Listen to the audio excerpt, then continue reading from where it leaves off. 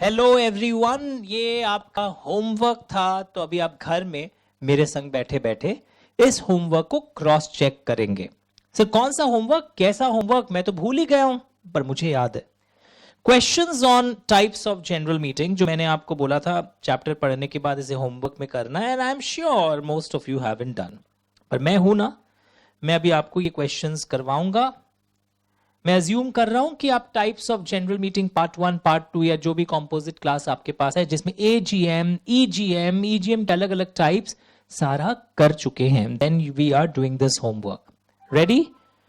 Open your books, we will be analysing it one by one. Question number 1, to remove the MD को remove करने की बात हो रही है। 40% members of Global Limited they submitted requisition को हम request भी बोलते हैं, for holding extraordinary general meeting. The company failed to call the said meeting and hence the requisitionist held the meeting. तो मैं आपको बैकग्राउंड सिखा रहा हूं कि कोई क्वेश्चन को पढ़ा कैसे जाता है। When you are reading this question, तो ये EGM वर्ड अंडरलाइन करना चाहिए था कि ये EGM पर बेस्ड है। तुम भी करो। सर मैंने सारा अंडरलाइन कर लिया, नहीं चलेगा। तुमको ये क्वेश्चन अंडरलाइन करना चाहिए था, ये वर्ड अंडरलाइन करना चाहिए था, extraordinary general meeting. Since the managing director did not allow the holding of meeting at the registered office of the company, the said meeting was held at some other place in India. तो आप याद करते हैं मन मन में, EGM क्या registered office पे एग्जैक्ट उसी एड्रेस पर होना क्या जरूरी होता है? नहीं सर, ऐसा तो नहीं था कहीं पे भी। ठीक है, आगे देखते हैं। एंड एक रेजोल्यूशन हमने पास कर लिया for removal of managing director. दिख रहा है आप लोगों को भी? तो क्वेश्चन के दो पार्ट्स हैं। अब हमेशा क्वेश्चन के मेन थीम लाइंस को अंडरलाइन करना चाहिए, आपको जहां लगता है ट्विस्ट हो सकता है। Next, examine the validity. Full page करोगा बच्चों को, मैं भी अच्छे से दिखलाना चाह रहा हूं चीजों को। Examine the validity of the meeting, क्या मीटिंग वैलिड है ये पूछ रहे हैं यहां पर। एंड और एक पार्ट पूछ रहे हैं कि क्या जो रेजोल्यूशन पास हुआ है, क्या वो रेजोल्यूशन वैलिड है एमडी को रिमूव करने का। ठीक है, नाउ सर लिखें कैसे आंसर को? तो Did you mark according to my style? अब मैं राइटिंग पैटर्न भी दिखाऊंगा आपको। लेआउट करो एक बार। मैं अगर एक स्टूडेंट हूं जो अभी तक राइटिंग पैटर्न क्वेश्चन आंसर्स का नहीं सीखा है, what will be the general tendency? मैं आपको रॉन्ग आंसर दिखा रहा हूं। रॉन्ग चीज को सुन लेना, ज्यादा ध्यान से नहीं, कहीं फिर वही याद ना हो जाए। So what is the wrong approach? I will show you this is the wrong approach. ध्यान से सुनो। ये क्वेश्चन देखते ही आप नॉर्मली क्या करते हैं, जो रॉन्ग अप्रोच आपको सुनाता हूं। According to companies Act, wrong approach दिखा रहा हूं, सुनो, बताना क्या क्या रॉन्ग है। According to companies Act, EGM can be called by board when certain members request the board. EGM can be held at any place in India. So what's the problem? This company has not held at registered office, they have conducted the EGM at any other place. What's the problem? And the resolution for removal is also valid. It seems to be valid. Question mark या full stop, पता नहीं क्या दूं। ये आपका wrong approach. बहुत ही एकदम लग रहा है दोस्ती यारी की भाषा में कंपनी लॉ का आंसर्स लिख के आए। सर तो राइट अप्रोच क्या है? जैसा मैंने बचपन से आपको सिखाया था, द राइट अप्रोच, लॉ के आंसर्स लिखने के समय हमेशा पहले according to companies act, extraordinary general meeting, आप ईजीएम नहीं लिखेंगे, पूरा लिखोगे। According to companies Act, section number याद हो तो लिखिए, नहीं याद हो तो मत लिखिए, कोई खास फर्क नहीं पड़ेगा। According to companies act, extraordinary general meeting may be held, सुन रहे हो ना आप? According to companies act, extraordinary general meeting may be held at any place in India. Board of directors are bound to call EGM if members holding 1/10 of paid up equity capital or voting power make a written request to the board and sign it and deposit it at registered office. board should take the steps to call the meeting when they get a valid request. If the board do not call, requisitionist can call the meeting at any place in India. In the present case, it is assumed that 40% members are also holding greater than equal to 1/10 of the paid up equity capital. ये लिखना पड़ेगा आपको. ये जो एक चीज और एक इंपॉर्टेंट कैच था इस क्वेश्चन में, I am assuming you are using different things. 40% members को आप ऐसे शो ऑफ किए हो ताकि आपको वो भी ध्यान में हो कि 40% के लिए भी मुझे कुछ जस्टिफाई करना पड़ेगा that they are holding greater than equal to 1/10 of the paid up equity capital or voting power. पक्का? तो आइए आंसर देखते हैं कि वही लिखा है कि बोर्ड के लिए जरूरी होता है if it is requisition by, ये लैंग्वेज बहुत जरूरी है, members holding 10% of paid up equity capital. ध्यान से देखो, 1/10 of the number of members नहीं लिखना है और हम अज्यूम कर रहे हैं कि 40% members के पास इतना इतना है. बोर्ड की तरफ से गलती हुई है. थोड़ा सा ये भी शो ऑफ करना चाहिए था. If board fails to call the meeting within 21 days from the date of, fails to proceed to call, so that the meeting is held within 45 days of deposit of request, the requisitioners may themselves call the meeting. ये लोग लिखना भूल जाते हैं. ये भी देखो 3 months वाली बात, यानी कि पूरा EGM, indirectly what has happened in this answer, EGM on the request of certain members explained. तो लिखना, यहां पर लिखो, आप लिखिए नीचे, इन दिस आंसर, और ये बहुत सारे क्वेश्चन टाइप के उसमें होता है, indirectly EGM on request of certain members explained. तो तुम अपने लैंग्वेज में भी कर सकते थे और रजिस्टर्ड ऑफिस अगर उसे अवेलेबल नहीं है तो वो कहीं भी और होल्ड कर सकता है. सर ये कहाँ पढ़े थे हम लोग 21 डेज 45 डेज, होमवर्क हम इतने दिन बात कर रहे हैं ना सर, मेरे को कुछ याद ही नहीं आ रहा आप कब पढ़ाया था ये सब चीज. Look I will show it to you. हम लोग यहां पर ये पूरा कॉन्सेप्ट पढ़े थे. स्टेप्स बोर्ड को लेना पड़ता है 21 दिन के अंदर. सारे डेज कैलकुलेट होते हैं from the date of deposit of requisition, valid requisition, so that the meeting can be held within 45 days from the date of deposit of requisition. Otherwise, shareholders will themselves call the meeting within 3 months from the date of deposit of requisition. याद आ गया इस chart से? तो this is really interesting. It's a very good question. Must practice. याद करके फिर लिखोगे और मुझे भेजोगे PDF. सर हम नहीं भेजने वाला, मत भेजो, पर जो भेजेंगे खुद भी चेक करके भेजना, ऐसे कुछ भी रैंडमली लिख के मत भेजना. मैं बस देखना चाहता हूं कमिटमेंट कि आपने क्या मेरे बोलने पर किया है वो काम. So indirectly EGM on the request of certain members explained. Okay, meeting में भी हेल्ड एनीवेयर. पहले तो केस लॉ का रेफरेंस होता था, आप लिख सकते हो कि एनीवेयर एल्स इन इंडिया, ये लाइन ऐड कर देना. केस लॉ का नाम लिखने का दरकार नहीं है. एज पर सेक्शन 100 कहीं भी आप होल्ड कर सकते हो. बहुत पॉपुलर नंबर है इसका, सेक्शन 100 EGM का. क्वेश्चन का एक पार्ट और था कि रेजोल्यूशंस जो पास हुआ है वो उसको आंसर करना मत भूलना. Binding on the company and removal of MD is valid. What happens, students क्या करते हैं, वो EGM के आंसर में इतना मशरूफ हो जाते हैं कि वो EGM का प्रोविजन समझा के आ जाते हैं. अननेसेसरीली उनके 1.5 मार्क्स कट जाते हैं. क्यों? क्योंकि वो इस आंसर को लिखना भूल जाते हैं,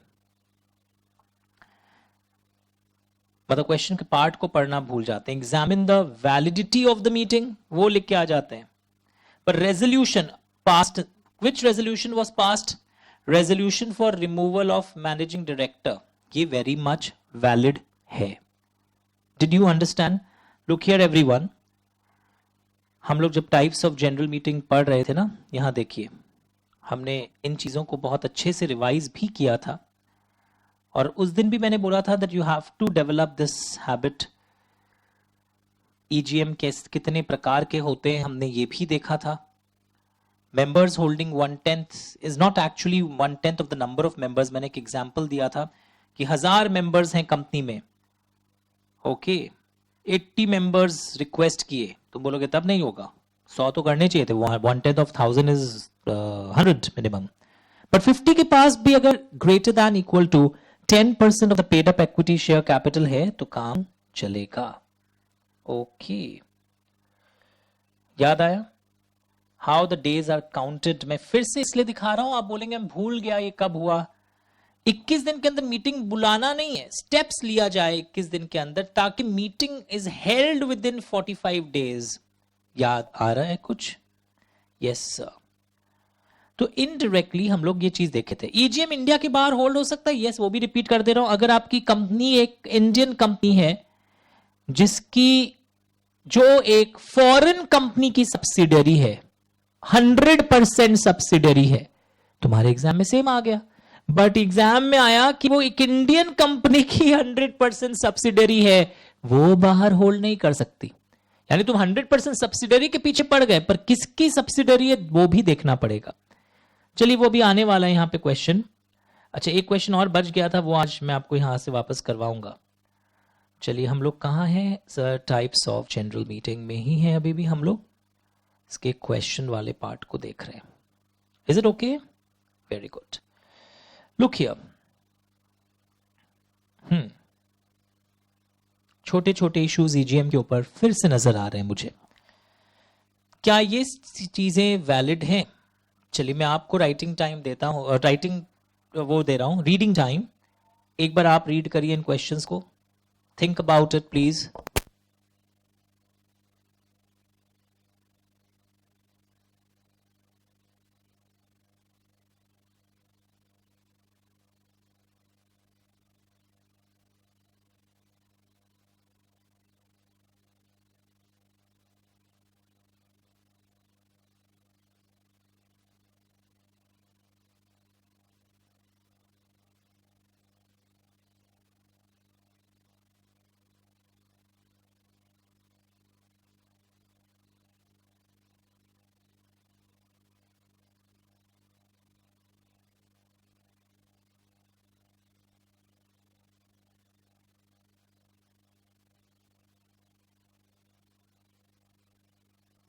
okay, we will be starting now. Question number 2, क्या ये चीजें वैलिड हैं?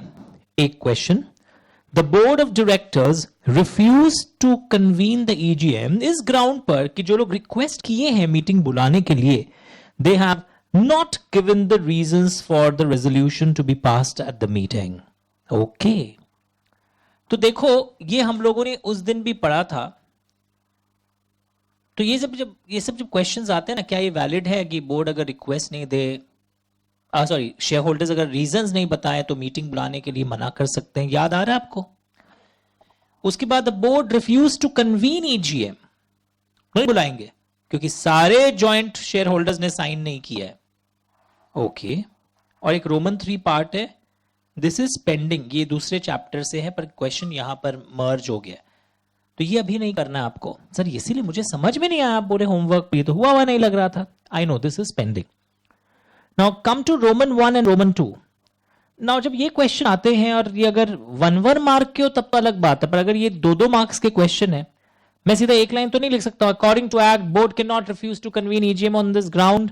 रीजंस देना जरूरी नहीं है, वैसे तो आपको याद आ गया होगा। Board will only requisitionist will only specify the matters for which you are calling EGM। मैं वापस रिपीट कर रहा हूं, जो requisitionist है वो सिर्फ स्पेसिफाई करेंगे मैटर्स। ओके, रीजंस बताना जरूरी नहीं है। पर ये आंसर का शुरुआत कैसे किया जाए? तो board must convene a general meeting on requisition by the stipulated number of shareholders। तो यहां पे एक लाइन लिखो, how to start the answer. Time अगर परमिट करे तो थोड़ा सा यहां पे वो 2145 पूरा नहीं लिखना है, बट एटलीस्ट लिख देना चाहिए था members holding 10% of the paid up equity capital. Further, the requisition for convening EGM will set out the matters for consideration of which the meeting is to be called। इसमें हम लोगों को matters भी specify कर देना चाहिए कि इन matters के लिए हम EGM बुला रहे हैं। ओके, और नियम क्या था? अगर आपको रिक्विजिशन वैलिड कब होती है, मतलब you have to explain when is a requisition valid? That has to be explained. I'll show it to you. Wait. When explain a valid request. Valid request में क्या क्या था? साइंड भी होना चाहिए, रजिस्टर्ड ऑफिस में भेजना भी चाहिए, ये हम लोग पढ़े उस दिन. तो यानी how to start the answer, explain a valid request. कि अगर आपकी रिक्वेस्ट वैलिड है, बाकी सब चीज है, तो स्टूडेंट्स यूजुअली साइन वाला बात भूल जाते हैं, रजिस्टर्ड ऑफिस वाला बात भूल जाते हैं. They are not required to give the reasons. So सिर्फ resolutions, objects of the meeting मुझे लिखना होगा, and the resolutions to be passed. Board cannot refuse. हमेशा conclude करिएगा. Board refuse, examine the validity. This refusal is invalid. ये आप समझ पा रहे हैं? ये refusal invalid है. थोड़ा लिखते लिखते आपको ही समझ में आएगा. और CMA वालों को तो टाइप कर करके भी थोड़ा सा प्रैक्टिस करना चाहिए. तो अननेसेसरी लंबा आंसर्स आप CMA में, क्योंकि ऑनलाइन एग्जाम्स होने लगे हैं, तो you can not right unnecessary very big answers. But law को खा नहीं सकते, आपको ये समझाते हुए चलना पड़ेगा. That when certain requisite number of members request the board and the request is valid. Request valid कब है? जब उतने नंबर ऑफ लोग करें जो मैं समझाया हूं आपको. Members holding 1/10 of the paid up equity capital signed sent to registered office. तो ये valid है या invalid है? Refusal is invalid. उसी तरह जब joint shareholders होते हैं, सबका साइन होना जरूरी नहीं है. एक भी साइन कर दे तो भी काम चलेगा. Board can not refuse on this ground. याद रहेगा. सर ये हम लोग कहां पढ़े थे? Where have we read these things? Layout. हम लोग उस दिन जब यहां EGM पढ़ रहे थे ना, यहां लाइन आया था, अगर किसी ने ध्यान दिया हो. A meeting is called and held in the manner. I'm just checking out. Where is that line? Yes. The requisition will set out the matters for the consideration at which meeting is to be, for which meeting is to be called, signed and sent to registered. And वो certain members match होना चाहिए. तो आपके answers में देखो marks कम क्यों मिलता है? You don't explain that what is mentioned in the act. Matters for discussion at the meeting are to be written. Reasons for discussing that matter may not be specified. कोई कर दे तो अलग बात है, साइंड होना चाहिए. जॉइंट शेयर होल्डर्स में सारे शेयर होल्डर का साइन हो जरूरी नहीं है. यूजुअली जो भी senior most joint share holder होता है वो पहले साइन कर देता है, काम चल जाता है. And send to the registered office. तो आज के क्लास में हम लोग इस क्वेश्चन आंसर्स के द्वारा वापस चीजों को रिवाइज कर रहे हैं. तो रिवीजन देखो कंटिन्यूअस है, कभी खत्म नहीं होती है. ये रिवीजन चलती जाती है. It's always continuous. ओके, ये सब सही है? ये fine everyone? Very good. Now the next question. तो क्वेश्चन आंसर्स का फायदा क्या होता है? एंड चाहे तुमने कर रखा था, मैं मेरे संग करने से फायदा क्या होता है? मैं आपको और एम्फसाइज कर देता हूं कि ये आंसर्स में आना चाहिए. इस तरह तुम्हें अपने आंसर को भी स्प्लिट करना चाहिए ताकि कुछ भी आपका मिस नहीं हो. चलिए, very good. The next line of attack. Question 3. कितने क्वेश्चन एक बच्चा पूछ रहा है? 5 ही तो थे बस. Yes. Come to question 3 all of you. Start reading. Question 3 पढ़िए ना. Start reading question number 3 all of you. Please पढ़िए.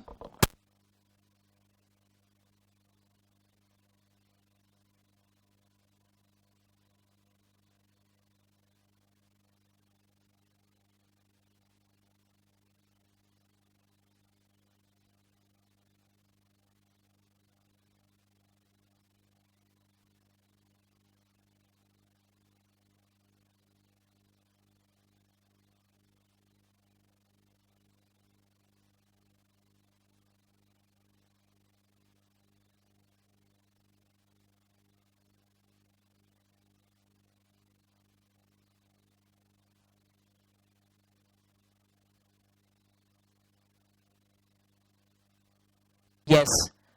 ABTF लिमिटेड पब्लिक कंपनी है इस एग्जाम्पल में. Unlisted company registered in Mumbai wants to hold its AGM in Delhi. Register office Mumbai में, दिल्ली में hold करना है. Is it allowed? 15 सितंबर 9:30 बजे. क्या ये अलाउड है? मतलब ये इनडायरेक्टली, पहले क्वेश्चन क्या चीज के बारे में वो समझो. सही क्वेश्चन है date, time, place of AGM के बारे में। सर हम लिख देते हैं इट्स नॉट अलाउड, हम लिख देते हैं सर इट्स अलाउड। आपको बैकग्राउंड याद है? According to companies act, AGM must be held at the registered office, it must be held in the city where the registered office is situated. याद आ रहा है ऐसा कुछ? एट द रजिस्टर्ड ऑफिस और within the city, town, village where the registered office is situated. फिर एक चीज और याद आ रहा होगा, within 9 AM and 6 PM, ये भी शो ऑफ करना होगा। सर इतना कुछ लिखना होगा आंसर में? यस, क्योंकि सीधा प्रोविजन आंसर नहीं लिख सकते, तो तुमको राइटिंग पैटर्न बार बार प्रैक्टिस करना चाहिए, स्पेशली जो लोग की थोड़ी सी कमजोर होती है राइटिंग स्किल्स।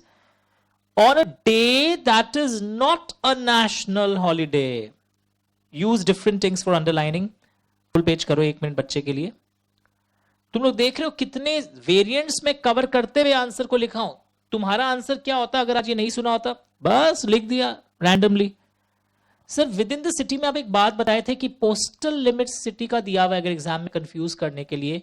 म्यूनिसिपल लिमिट्स दिया है, तो हम कौन से लिमिट्स के अंदर हमारी एजीएम यूज होल्ड कर सकते हैं? वाइडर ऑफ द टू, दोनों में से जो भी वाइडर लिमिट होगा वहां तक मेरा एजीएम जा सकता है। अब एक्सेप्शन है, लॉ में एक एक्सेप्शन था, लेआउट। ये प्रोवाइडेड का मतलब क्या होता है?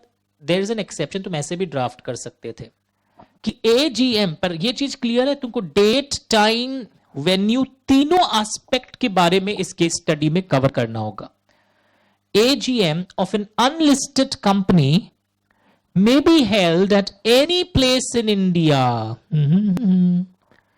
अगर कब होल्ड कर सकते थे इंडिया में, याद करके बताओ। सब and all the members give the consent, marks कटेगा। सर अब क्या है, ऑल तो ऑल ही है, बुक में आपके भी ऑल लिखा हुआ है, हम तो आपका ही आंसर्स लिख रहे हैं। सर तुमने कई पॉइंट्स खा गए यहां पर। सर कौन सा पॉइंट्स खाया मैंने? ऐसे क्या कर दिया? इन राइटिंग और electronic mode. Or in advance, और ये जो वर्ड है ना इन एडवांस, इसके बारे में भी हमने एक बारीकी सीखी थी कि ऐसा नहीं है कि पहले मेरे को ये कंसेंट पाने के लिए कुछ सर्कुलेट करना होगा, कंसेंट लेटर के हम बाहर होल्ड कर रहे हैं, and then I have to basically again decide कि मुझे कहां होल्ड करना है। व्हाट इज इंपॉर्टेंट कि ये जो कंसेंट है कि मैं दूसरी जगह होल्ड कर रहा हूं, ये मेरा मीटिंग होल्ड करने के पहले आ जाए, बस मेरा ये चीज है। I should get this consent before holding EGM eight other place. Understood? 2 letters या वो मोड जो हम लोग नोटिस वाले चैप्टर में पढ़े थे। अब यहां पर यही क्वेश्चन को अगर मैं थोड़ा चेंज कर दूं, तुम लोग तो क्वेश्चन रट के भी जाते हो कि सर एक अनलिस्टेड कंपनी है जो लाइसेंस मिला है सेक्शन 8 कंपनी के अंदर। सेक्शन 8 कंपनी याद है, जो commerce, art, science, charity, sports, ये सब के लिए प्रमोशन के लिए बनती है, डिविडेंड डिस्ट्रीब्यूट नहीं करती, जो प्रॉफिट्स होता है अपने ऑब्जेक्ट्स के प्रमोशन के लिए यूज करती है। मैं अगर क्वेश्चन चेंज कर दूं और बोल दूं कि वो 15 अगस्त को होल्ड करना चाहता है सेक्शन 8 कंपनी, ओके, तो क्या हो सकता है? सेक्शन 8 कंपनी को सब टाइप का छूट है। सर क्या बोल रहे हैं आप? लुक हियर एवरीवन, ये जो सेक्शन 8 कंपनी होता है उसमें हम लोग गजब बात देखे थे सेक्शन 8 कंपनी के बारे में। एजीएम ड्यूरिंग बिजनेस आवर्स हम लोग सब सीखे हैं। अच्छा, ईजीएम में एक बात और याद दिलाऊं, ईजीएम तो कभी भी हो सकता है जब बोर्ड बुलाता है ऑन रिक्वेस्ट ऑफ मेंबर्स, या खुद सिर्फ जब रिक्विजिशनिस्ट खुद बुलाते हैं, जब बोर्ड होल्ड नहीं कर पाता ईजीएम, तब ड्यूरिंग बिजनेस आवर्स वाली बात पिक्चर में आ जाती है। ओके, तो these are very tricky MCQs, याद रखिएगा। सर हम लोग अभी कुछ और डिस्कस कर रहे थे। Yes, I will show it to you, I will show it to you, I'll show it to you. This is interesting. Section 8 company का कुछ हम लोग एक डिस्कशन करना चाह रहे थे। सेक्शन 8 कंपनी का एजीएम शहर के बाहर भी होल्ड हो सकता है, कंसेंट की भी दरकार नहीं है। अगर वो अनलिस्टेड सेक्शन 8 कंपनी है, एजीएम नेशनल हॉलीडे वाले दिन भी हो सकता है। क्या बोल रहे हैं सर? आउटसाइड बिजनेस आवर्स भी हो सकता है एजीएम भी। एक डायलॉग दिया था मैंने, section 8 company is great company, वापस माइंड में सेट कर लो।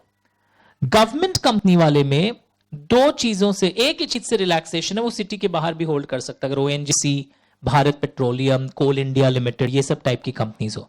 But government company national holiday वाले दिन काम नहीं करती है, तो बोलोगे अरे वीकडे में भी कौन सा काम करते हैं पीएसयू में लोग, ऐसे याद रखो। No, outside business hours sir no, सिर्फ उनको एक छूट, अगर डायग्राम आंखों में बस गया है तो आप इस टाइप के केसेस या एमसीक्यूज आएंगे तो आपको एकदम याद रहेगा। ये मैंने वापस क्यों छेड़ा आज, बिकॉज मुझे लग रहा था कि आप भूल गए होंगे एजीएम और ईजीएम के टाइम लिमिट्स। क्वेश्चन में अगर मैं चेंज कर दूं, यहां ईजीएम कर दूं, इसमें अनलिस्टेड कंपनी दिखाई देगा, पर ईजीएम कर दूं, तब ये आंसर लिख के मत आ जाना। EGM can be held at any place in India, और कभी कभी ईजीएम बाहर भी हो सकता है, वो भी पता है आपको। ईजीएम के लिए वो बिजनेस आज नॉर्मली नहीं देखना पड़ता, सिर्फ जब रिक्विजिशनिस्ट बुलाते हैं तब देखना पड़ता है। याद आ रहा है? यस सर, यानी पीपीटीज रिवाइज करते रहना होगा आपको। चलिए ये वाला बताओ तो जल्दी से, क्वेश्चन 4 फुल पेज करो बच्चों के लिए, they will try to do question number 4। Start doing it please. Question number 4 करिए।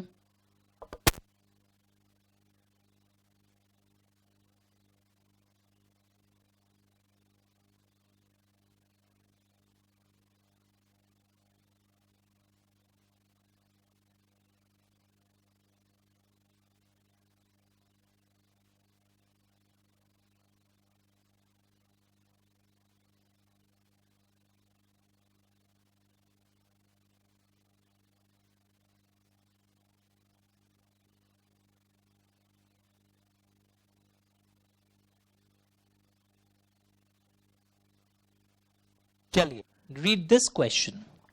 XYZ Limited wants to hold EGM in Karnataka. Registered office is in Tamil Nadu.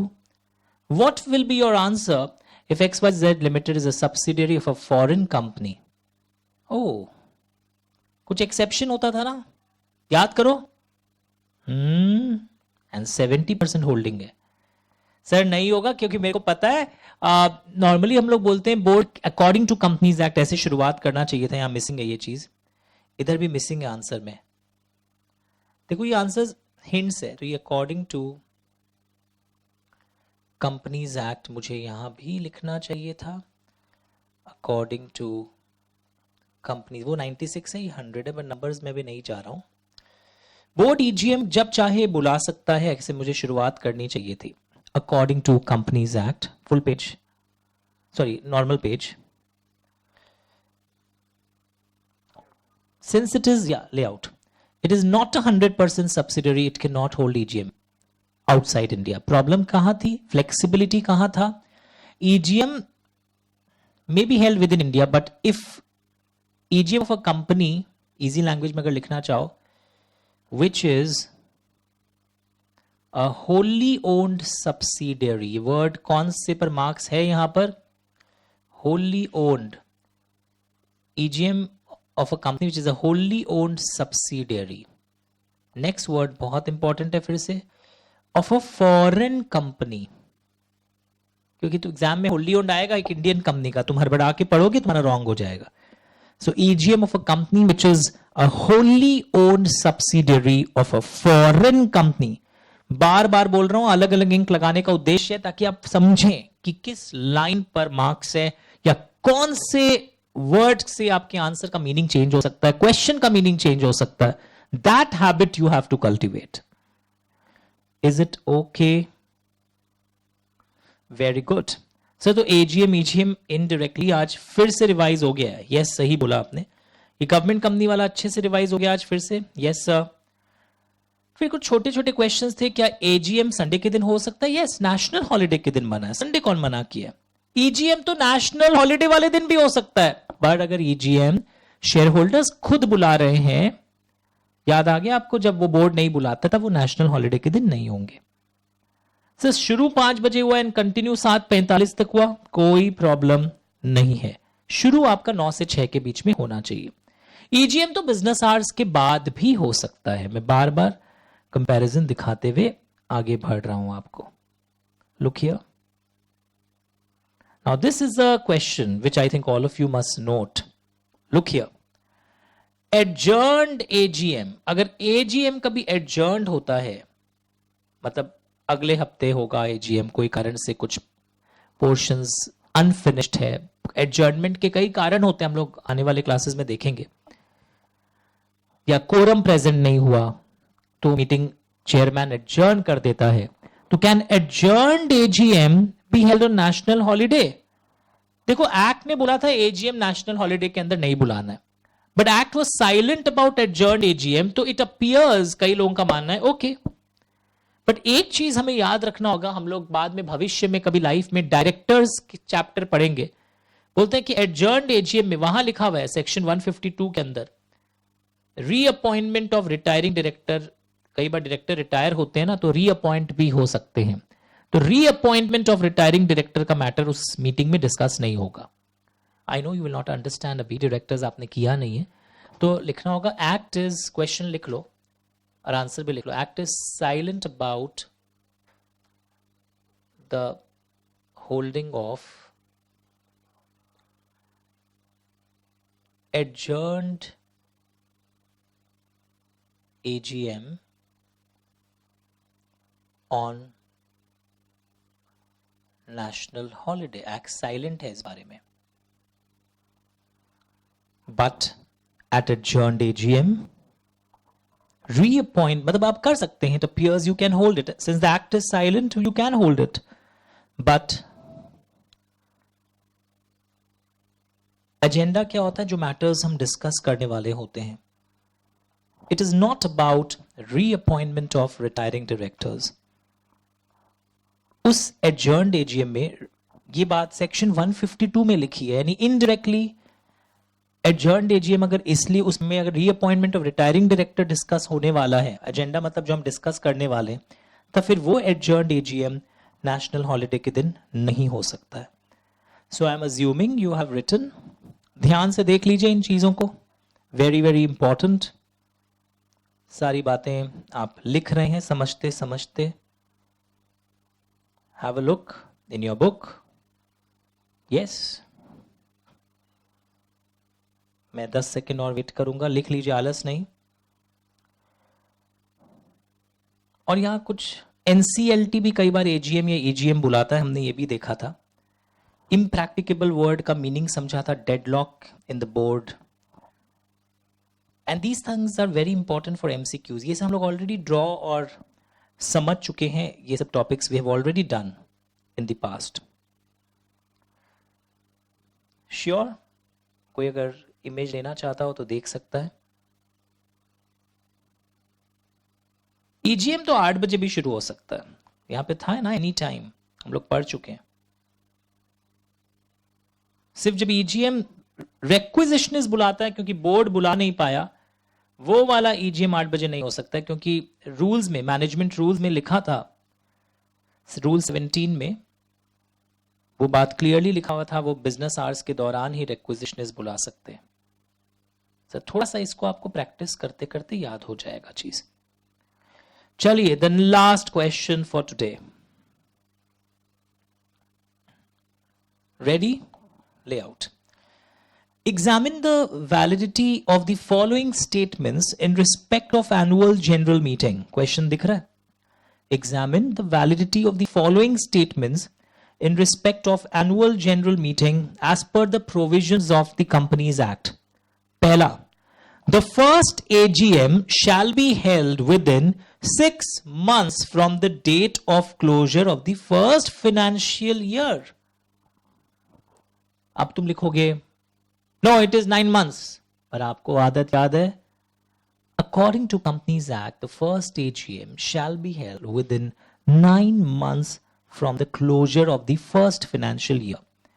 So the given statement is invalid, क्योंकि हमें validity पर पूछा गया है। It is within 9 months लिखने से marks नहीं मिलता, हम अपना वर्ड्स में लिखते हैं sir within 9 months। No, 9 months कहां से, पूरा एक्सप्रेसिव बनना पड़ेगा, दिल की बात दिल में ना रह जाए। It is within 9 months। Ink अलग क्यों लगाया हो, ताकि वो फ्रेज भी आंसर का, आपके आंसर में रिफ्लेक्ट होना चाहिए प्रोविजन का।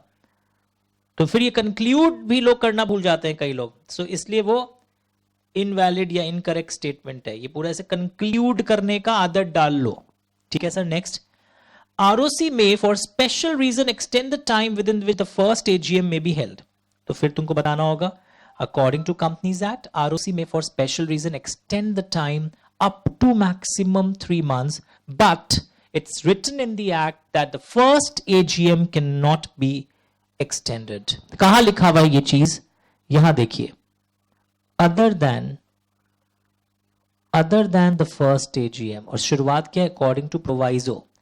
सिर्फ मेरे को अगर ये याद नहीं हो तुम लिखो according to Companies Act. First AGM में एक्सटेंशन नहीं मिलता है, given statement is incorrect. Okay, the next part, subsequent AGM must be held within 6 months from the closure of the financial year.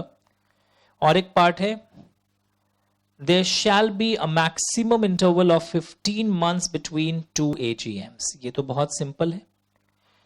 इसमें आंसर आपको दिख रहा होगा, करेक्ट लिखा है इंस्टीट्यूट के आंसर से. मुझे ऐसा पर्सनली लगता है कि इसमें earliest of the two dates वाला लॉजिक भी दिखाना चाहिए था, बट ठीक है, इन लोग एक एक क्लॉज को उठा के पूछ रहे थे, तो नथिंग एज सच, इतनी कोई बड़ी बात नहीं हुई है. पक्का?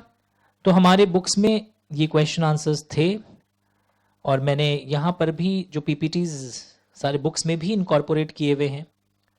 और एक चीज और याद दिला दूं, एजीएम में ऑर्डिनरी बिजनेस ये 4 टाइप के होते हैं, rest all are special business. EGM में ऐसा विभाजन है ही नहीं ऑर्डिनरी एंड स्पेशल का. ईजीएम में जो भी आप डिस्कस करते हैं वो स्पेशल बिजनेस है. एक चीज और याद दिला दूं कि आपको लग रहा होगा ordinary business, ordinary resolution, special business, special resolution, ऐसा नहीं है. कभी कभी ऑर्डिनरी बिजनेस वाले आइटम में भी स्पेशल रेजोल्यूशन लग जाता है, स्पेशल बिजनेस वाले में भी ऑर्डिनरी रेजोल्यूशन लग जाता है.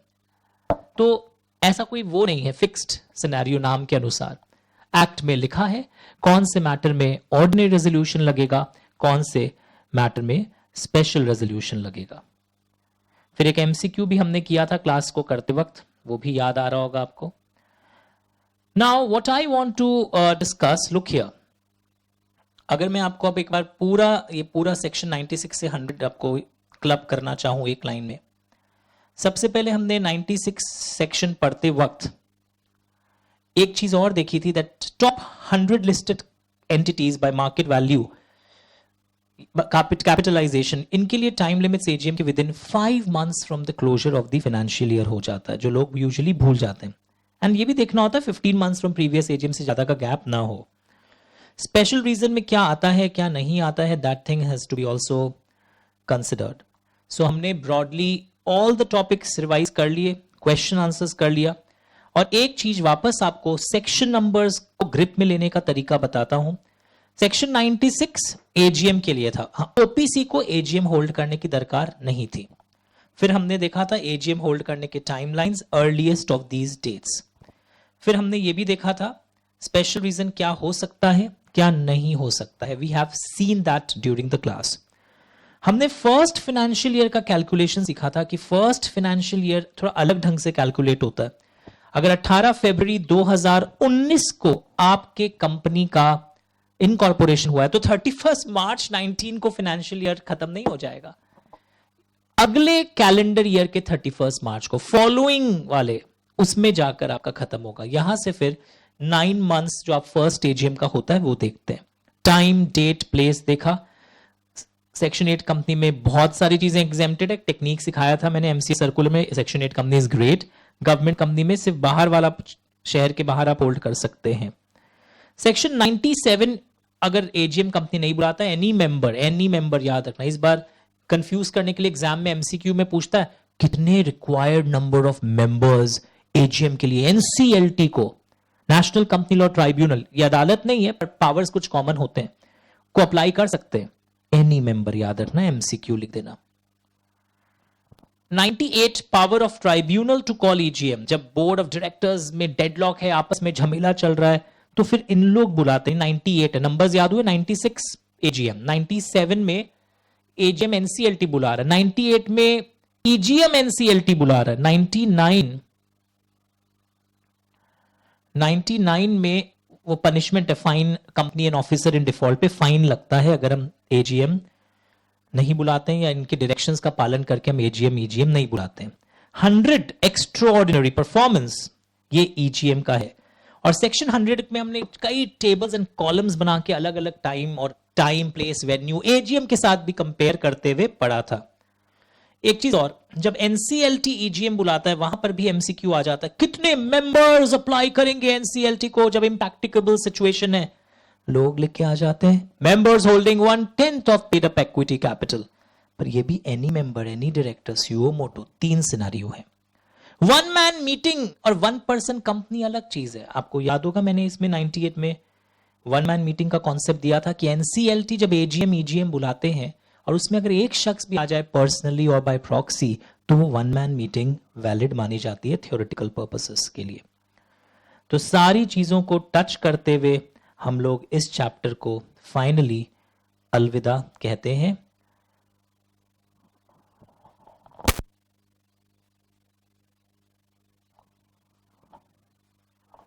तो I think this will help you to revise everything. And जो आप लोग पूछते हैं क्या हम लोग को अपना नोट्स बनाना चाहिए लॉ के लिए, मैं बोलूंगा याद कर करके लिखिए, फिर रेड या कोई दूसरे कलर से करेक्शन करिए। वो नोट्स ज्यादा काम के, कि सपोज अब तुम सिर्फ देख देख के नोट्स कॉपी कर रहे हो, दैट विल नॉट हेल्प। वो तो नहीं देख के कॉपी करते तो भी सेम था, क्योंकि जब तुम याद करके लिखोगे ना तो तुम देखोगे, फॉर एग्जाम्पल एक बार फिर से बोर करता हूं, आप देखोगे लिखा हुआ है अनलिस्टेड कंपनी अपना एजीएम होल्ड कर सकती है इंडिया के बाहर। इंडिया के बाहर लिख दिया एक लड़का, if all the members give electronic और रिटन कंसेंट इन एडवांस। फिर तुम बुक खोले, एनीवेयर इन इंडिया था अनलिस्टेड कंपनी के लिए अपना एनुअल जनरल मीटिंग, इंडिया के बाहर तो ईजीएम था। ये सब चीजें लिख कर समझ में आता है। तो जब तुम ये लिखोगे और रिटेन करोगे कि these are my common mistake, फिर तुम 2 महीना बाद सेम क्वेश्चन को लिखना, तुम वापस वही घोड़ा वही मैदान, एक गलती बार बार करते हो। These things will help you to understand that what are your common mistakes. कुछ लोगों की कॉमन मिस्टेक्स होती है मेंबर्स 1/10 नंबर ऑफ मेंबर्स।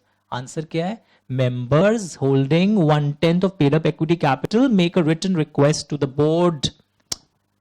अब ये ज्यादा 1/10 पढ़ने के कारण क्या होता है, एनसीएलटी को कितने मेंबर अप्लाई करेंगे तब वो बुलाएगा, sir members holding 1/10 of paid up equity capital. इस बार एनी मेंबर एनी डायरेक्टर। तो ये revision videos and homework session आपको सॉलिड बना देगा, क्या मिस्टेक आप कर सकते थे और क्या हो सकता था, क्या होना चाहिए। All the best, thank you, please complete it before my next class. देखना है आपको ये क्लास। बाय।